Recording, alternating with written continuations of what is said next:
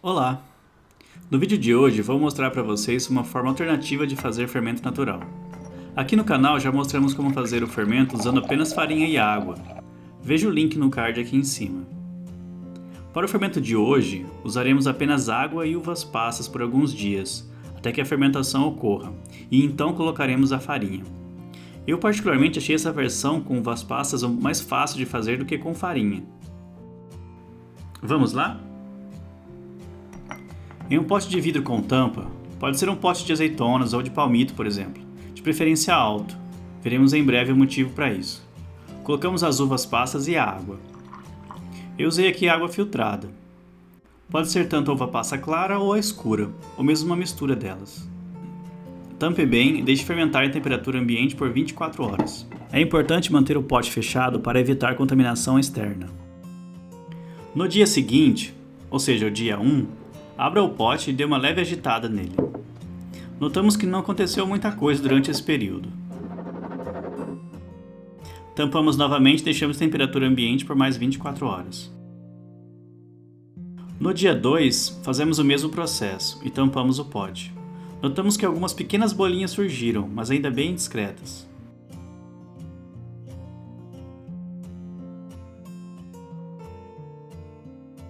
No dia 3, repetimos o mesmo processo.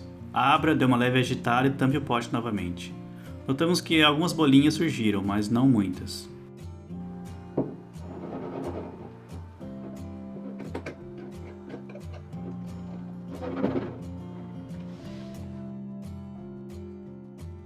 No dia 4, notamos que resíduos começaram a se formar no fundo do pote e que também houve uma grande liberação de gás carbônico, resultado da fermentação.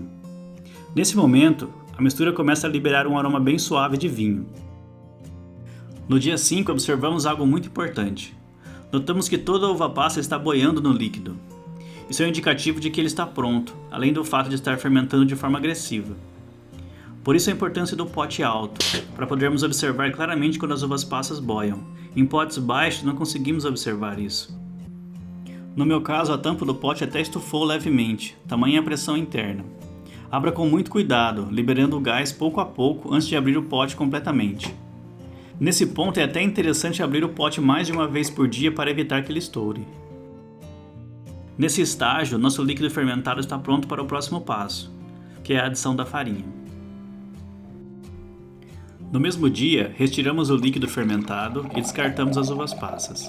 A quantidade de dias que a mistura de água e uva passas vai ficar fermentando depende bastante da temperatura da sua cozinha. Então, em lugares mais quentes, ele pode ser que demore um pouco menos, em lugares mais frios ele demora um pouco mais.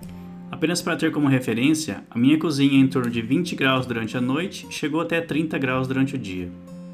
Pesamos 50 gramas do líquido e adicionamos 50 gramas de farinha de trigo. Eu usei farinha de trigo branca, mas pode ser integral também. E deixamos em temperatura ambiente até ele dobrar ou triplicar seu volume, o que deve demorar de 5 a 8 horas. Cubra e guarde o restante do líquido fermentado em temperatura ambiente. No meu caso, ele levou 7 horas para fermentar.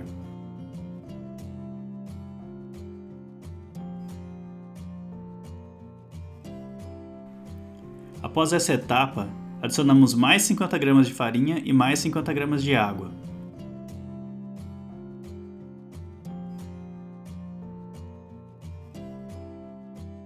Misturamos bem e deixamos fermentar em temperatura ambiente até dobrar ou triplicar de volume novamente.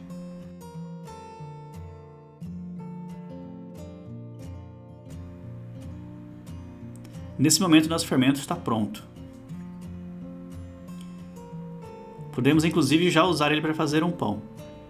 Lembre-se de guardar cerca de 50 gramas desse fermento na geladeira como isca para os próximos pães. Caso não for fazer pão neste momento, descarte cerca de 150 gramas do fermento e guarde o restante, ou seja, 50 gramas, na geladeira. Em termos de aromas e sabores, o fermento de uvas passas ele é mais suave do que o fermento de farinha, o que o torna ideal para qualquer tipo de massa, inclusive massas doces. Então você pode até manter os dois fermentos na sua geladeira.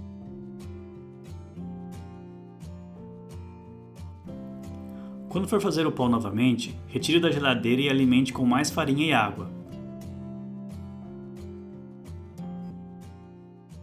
por exemplo 50 gramas de cada. Esse fermento pode ficar sem alimentar na geladeira por algumas semanas. No entanto, se você não for usá-lo, o ideal seria alimentar a cada 2 semanas, para assim evitar que ele perca força.